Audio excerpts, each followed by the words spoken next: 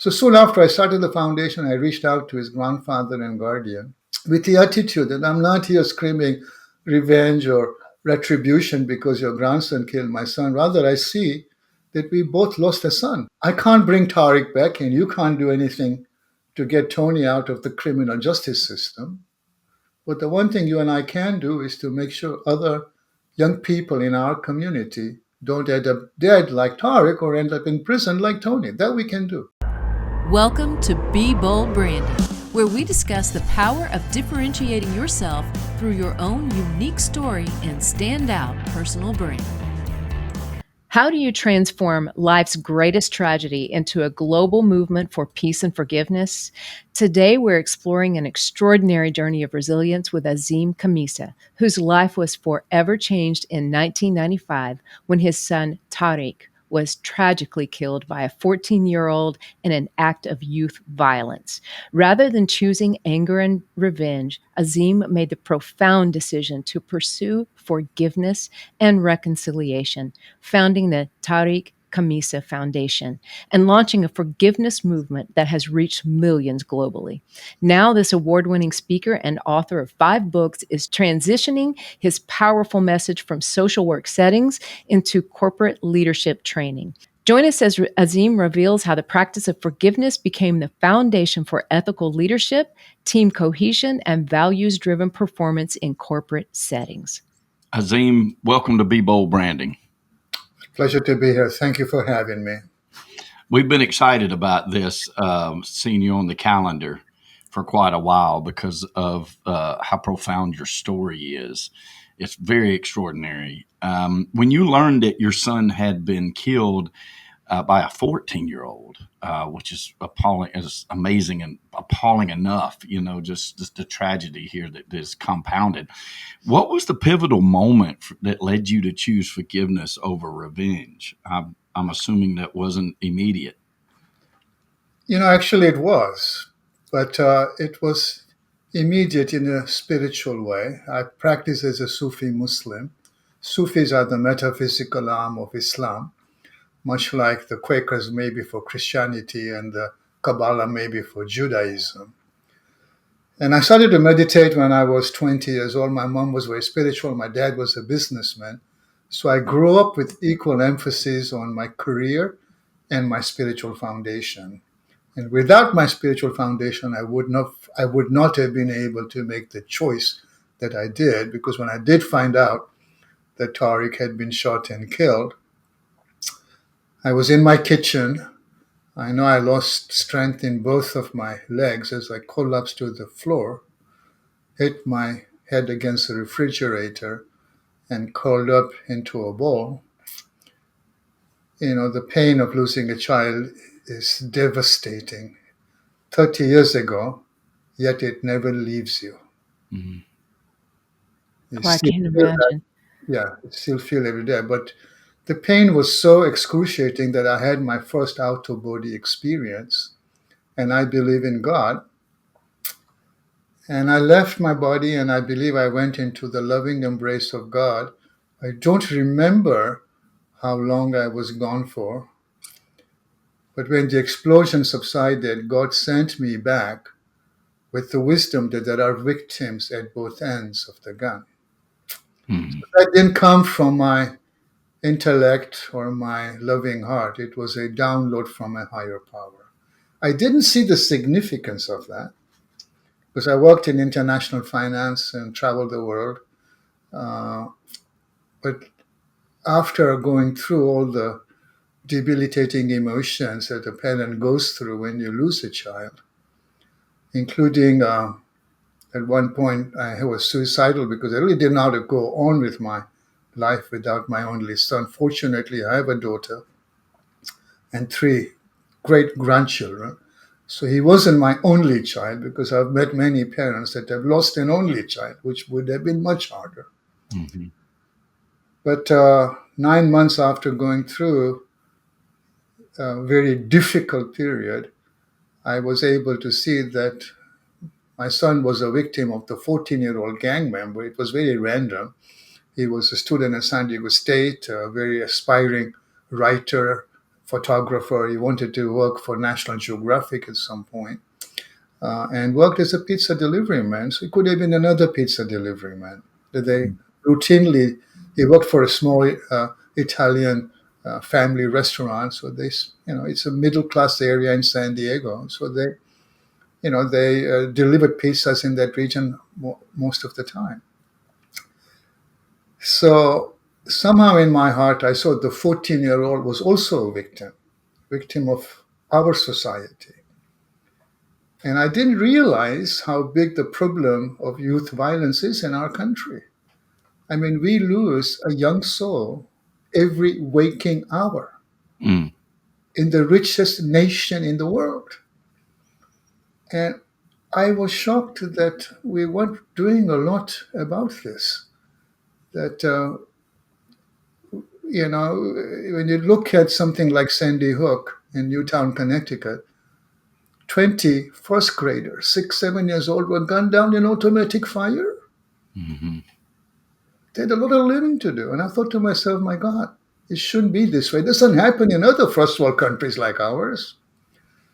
So I started the Tariq Khamisa Foundation, first to honor my son, but also to look at this problem of youth violence. And we started with a mandate to stop kids from killing kids by breaking the cycle of youth violence. And essentially had three goals. First, to save lives of children. Important to do, right? Sure. Second was to empower them with the right choices so they don't fall through the crack and choose lives of crime and gangs and drugs and alcohol and weapons. And third, to teach the principles of nonviolence, of empathy, of accountability, of compassion, of forgiveness, and of peace building. Because I started with a simple truism that violence is a learned behavior. No child is born violent. Tony, who took Tariq's life, wasn't born violent. It's a learned behavior. But if you accept that as a truism, then it follows nonviolence can also be a learned behavior. Hmm. You have to teach it, right? You can't. Right. You don't learn this through osmosis. So soon after I started the foundation, I reached out to his grandfather and guardian with the attitude that I'm not here screaming revenge or retribution because your grandson killed my son. Rather, I see that we both lost a son because Tony lived with his grandfather and calls him daddy. Mm. I can't bring Tariq back, and you can't do anything to get Tony out of the criminal justice system. But the one thing you and I can do is to make sure other young people in our community don't end up dead like Tariq or end up in prison like Tony. That we can do. And I've started the foundation with that mandate. So I'm really here to ask for your help. He was very quick to take my hand of forgiveness. We're different.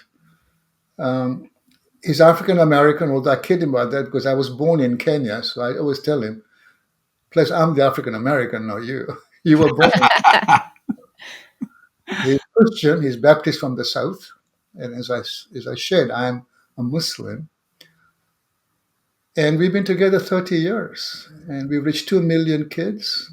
And finally, I met the young man who killed my son 5 years after the tragedy. So he was 19. Stayed with him for 20 years, advocating for his release. I was at his parole hearing. Even the parole commissioner was in tears. He says, I've been doing this work for 25 years. I've never had the victim's father advocate for the offender's release. Mm. He's got work to do, not behind bars. Release him because we'll hire him in the foundation. Think how many kids he will save because you can tell he's not the same person because my hand of forgiveness totally shifted him. So he won parole in 2019. So that was 6 years ago, and he's now on the board of the foundation. And he and I often speak to kids because we reach 15, 20,000 kids every year. And he's very passionate about making sure that other kids don't follow in his former footsteps. Hmm. So it's a full story around what is possible. You could have taken the position, he killed my one and only son. He should be hung from the highest pole. How does that create a better society? Hmm. Having forgiven him and giving him a second chance, we are making a better society. So I was lucky to make this choice, and it's essentially under the umbrella of restorative practices, which, to follow a little bit more on that, restorative practices has more from restorative justice. In our system, criminal justice system, typically is very punitive. Our schools are very punitive. And we change the mindset of moving schools from being punitive to being restorative. So, to be restorative in any kind of altercation, there are three goals. First, you have to make the victim whole. Well, you can't bring Tariq back, but working with his grandfather and now with Tony, less kids are ending up dead or in prison. That's meaningful to me and my family. Hmm. To the extent that I can be restored, I believe my family and I have been. The second goal is to bring the offender back into society as a contributing member, as a functioning and a contributing member, which we've done with Tony. And the third is to heal the community because crime happens in the context of community.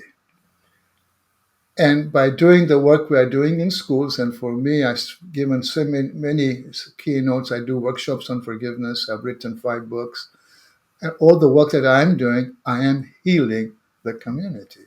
But Hmm. you can take these goals of three and apply it to a corporation.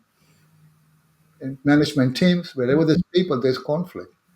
I always suggest that conflict, by using the principles of restorative practices, you can transmute that conflict into unity.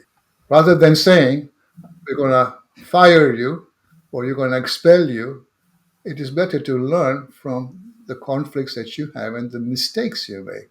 I actually have a client that when there is a big mistake which costs the company money, he actually sends them and his family to Hawaii to make sure that they learn from that mistake so it doesn't happen again.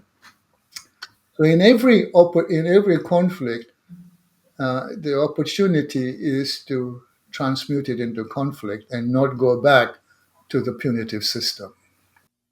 Like what you're hearing? Hit that subscribe button and learn how you can change how you're seen and charge what you're worth. And Hmm. that can be very difficult to do. Because we as human beings, we just instantly want to go there, right?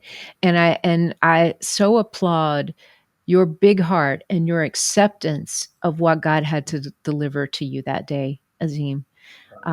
It just speaks volumes, and what you've done with that from this point forward, up and up through today, and what you'll continue to do with that. I just want to say thank you for that. What a huge blessing to all of us to be able to see this. Well, it was the right choice for me, Tanya. I could have Yeah. gone the other way. Sure. It's been a blessing. I mean, I just spoke at San Diego State University the other day, and this young man came up to me and says, Mr. Khamisa, you changed my life. And I said, well, tell me more. He says, when I was in seventh grade, you came and spoke to my school. And I know you were a banker, so I just graduated in finance at San Diego State University, have a job at Wells Fargo because I made you my role model and not follow my older brother, my father, and my grandfather, who were all gang involved. Mm. Wow. You know, Wow. so I've had so many stories like that. I just spoke at another corporate meeting, um, and and two of the employees was like 40 employees in the annual meeting. Two of the employees, when they were in grade school, went through my program. And I didn't know that, and even the CEO said, "My God, because they are the most kind and compassionate employees that I have, because we teach that. We work from fourth grade to 10th grade because Tony joined the gang in sixth grade, and believe it or not, took the life of my son in eighth grade. That's It's a very difficult time. sure. Now, we've been doing this for 30 years, so most of these kids are in their 30s and 40s, and Hmm. totally shifted the trajectory of the rest of their lives. So it's very fulfilling to be able to hear stories like that. It is. It's so hard to transfer the emotional and spiritual component of this story into anything corporate from our standpoint, and Right. asking the questions, because so many things come up. Yeah. And it's amazing that number one, it's amazing you survived that. A lot of families have survived that, but like you said, they choose it differently, and many times that can perpetuate the problems and compound those problems.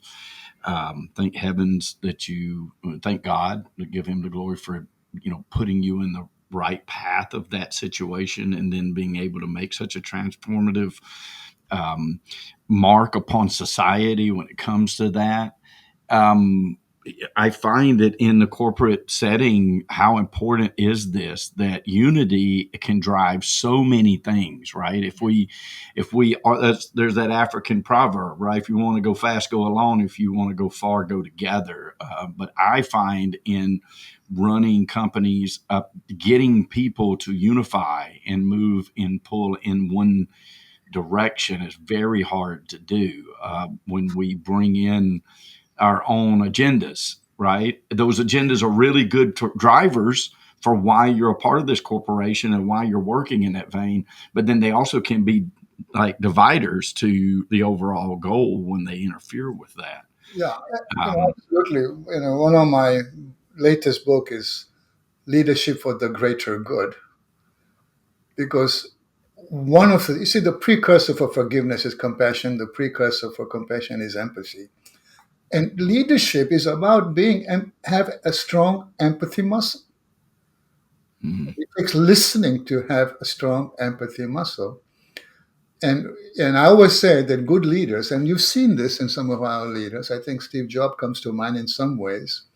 That he was very spiritual and went away and meditated, a couple of weeks every year. I do that too. I go for a week. That we are more than intellect and emotion. We are more than head and heart. We are also spirit. mhm, To make good decisions, you need all three. So I even teach this to kids. If you have a big decision to make, just don't rely on your intellect. Nothing wrong with a good intellect, because the more education you have, the better you can analyze the pros and cons. But you go to your intellect first if you have a big decision to make, and this is true with corporations. Does it make sense? Does it not make sense? If it makes sense, you go to your heart and you ask, does it feel good, right, and just? Because we all have an idea of what is good, right, and just. We are born with it. mhm, Don't stop there, because sometimes we think, well, that makes a lot of sense. That really feels good, right, and just. And then later we say, why did I do that? Especially when you are teenagers. mhm, What's your spirit? And ask the third question, is it inspiring? Will others follow my lead? And if I don't get a check in all three boxes, I don't do it. So in mhm, leadership, very many few, I mean, some of them, of course, live in their head and their hearts, but very few also use the spirit, which to me, I mean, the way the spirit helped me was to navigate the most difficult thing any parent can go through, mhm, losing a child. It was, I mean, I was educated in math and finance in pretty good schools in England. But those degrees were not very useful to navigate my tragedy. So I mhm, think this piece is important to bring to leadership. And when you see these leaders that are changing the world, like His Holiness the Dalai Lama, I love him. I met him half a dozen times now because of all the work I have done. He's very humble, but he's also very confident. And what I learned from him, and he said, humility comes from the Tibetan Buddhist philosophy. What that means is it's not you doing it, that's ego. It's the spirit working through you. We all have a spiritual mission as he's living as. And we have to be humble enough to know that it's not your ego doing whatever it is you're doing, it's the spirit working through you. mhm, And if you are able to get to that humility, it gives you confidence. Because with spirit, everything is possible. So I think, Beautiful message. Profound. yeah, it's just profound. And, most of wisdom that you gain from somebody who is enlightened like him is very profound. And Mhm. I think that this piece in cooperation is missing. And I believe every corporation has a spirit. It's Mhm. the collective spirit of all the people that work in that corporation or organization. But you can apply this with the family. As long as you're moving towards the restorative principles, making sure you make the victim or the offender back into functioning, contributing members and heal the community, you're going to get a better result than going the way we have been going for 2,000 years. Yes. Oh, I cannot agree more, Azim. And I love that you've been able to take this beyond just the family, beyond human to human, but take it into the workplace where you leave your home in the morning, you go to a job where you're responsible for leading people in the right direction, and it's a third of our life, right? Oh, It's sure. where we spend a third of our lives, being influenced by somebody or influencing someone, right? And so you teaching that has just taken this to another realm. And I think the ripples actually go from living work into the community. Hmm. Because as you pointed out, you just don't live at home and work, you live in community. Right. And when you get to this stage where you create the restorative mindset, most of this cooperation then, because there's societal issues in every community. And Sure. corporations have more resources than nonprofits. Most nonprofits are always having lack of resources, money, people, because they live on donations. And I know because I've started two nonprofit organizations, but a lot of my work is making sure we have the resources because we have schools waiting for our programs. Hmm. So the point I'm trying to make here is that when you get corporations to essentially take these principles that I just shared with you, it will bleed into the community because then corporations like this will take on a community issue much like I've done with youth violence, and create a better community, Hmm. which makes sense because when you are that way in a corporation, your customers respect you, your employees respect you, you don't have the turnover, and you have more loyal customers. So I Hmm. think that corporations, it's important to get this message in the corporations because they do have the resources Hmm. Yes. and they can shift their communities in tackling some of the community issues that exist in most every communities, whether it's urban or rural. Right. So I'm excited to now doing more work in the corporate market, and it is always well received. Hmm. And it's a really, really nice segue into helping beyond the original scope, Azim. And so we could talk to you forever. Yes. And I so appreciate you coming here today to speak with us and share your mission. And would you be kind enough to tell our audience how they can get more information on both your foundation and your executive coaching program? Sure. So there are three websites. The foundation I created for my son Tariq is tkf.org, tkf.org, Tariq Khamisa Foundation.org. Peace Through Forgiveness is the second website. Through is spelled THRU.org, which is where I'm working to bring peace to bring forgiveness as a means of peace. I think get enough forgiving people, maybe we get to world peace someday. Hmm. My third website, which is my name, azimkhamisa.com, which is where all my speaking, my books, my corporate work are all shown, on that website. And of course, the books are available on Amazon and other online performances, and they can go to my workshop. They can go to my website if they want a key. I do a lot of keynotes. Most companies have annual meetings, and sometimes it leads into workshops which are more intact. So I would work with a management team or any other kind of a team where I bring these concepts of how, when there is an altercation or conflict, which is typical when there are people, look at it as an opportunity to create unity rather than having a punitive mindset, because it will create a better result. I love the insight. I do. Thank you so much for your time, Azim. Like Tanya said, we could talk to you for hours, and I definitely think there's a revisit in our future. If you would honor us with that, it would be incredible. Well, it's pleasure. It's a pleasure to meet both of you, and thank you for inviting me to your podcast. Ready to change how you're seen and charge what you're worth?